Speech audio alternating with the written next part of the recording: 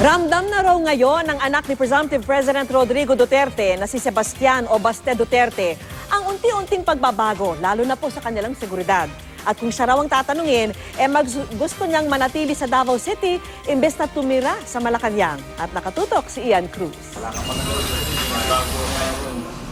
Si Sebastian Duterte o mas kilala sa tawag na Baste, ang pangatlo at bunsong anak ni Presumptive President Rodrigo Duterte sa unang asawa na si Elizabeth Zimmerman.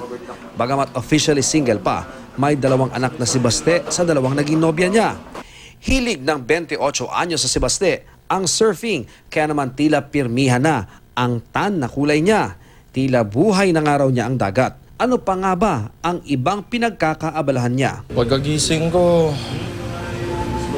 trabaho lang. Sine-check ko lang yung junk shop. Tapos ganun lang. Tapos alis na ng... Minsan wala naman talaga akong ginagawa. Nagsasurf lang ako. I spend most of my time sa dagat. Nahilig din noon sa pagbabanda ang tinagurian ngayong hunk ng anak ni Duterte. Kaya naman sa kampanya ng kanyang ama, may mga pagkakataong nagpe-perform siya para sa mga Duterte supporters. Hindi nga raw akalain ni Baste na mananalo ang amang si Digong dahil huli nang umentra sa karera ng pagkapangulo. Ngayong nalalapit na ang pag-upo ng ama sa Malacanang, ramdam na raw niya ang unti-unting pagbabago. Palagay ko yung security. Kasi andyan naman talaga dapat yan. And yung mga nagpapapicture.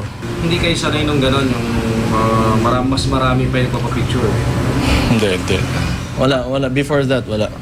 Sa ngayon, hindi pa raw alam ni Baste ang magiging papel niya sa presidency ng ama.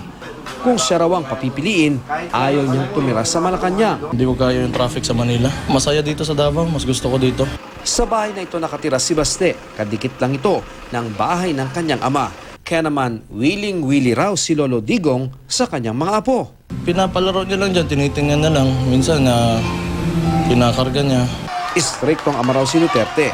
May parusa raw kapag nakagawa ng kasalanan. May reward din kapag maganda ang nagawa. Pag nagagalit talaga. Typical 90s kid, yung mga sinusunturon. Hindi nagawa mo na. Nagalit talaga ang father niya. Pinaglaruan ko yung baril.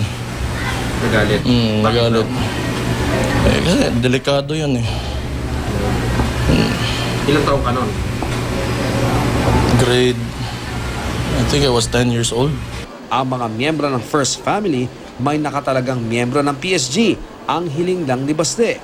Wala naman talaga akong idea yung kung buhay na anak ng presidente. Kasi hindi ko naman sinusubaybayan yung... Sana nga wag lang masyadong restrictive yung mga security ko. Mula rito sa Davao City, Ian Cruz, nakatutok, 24 Oras.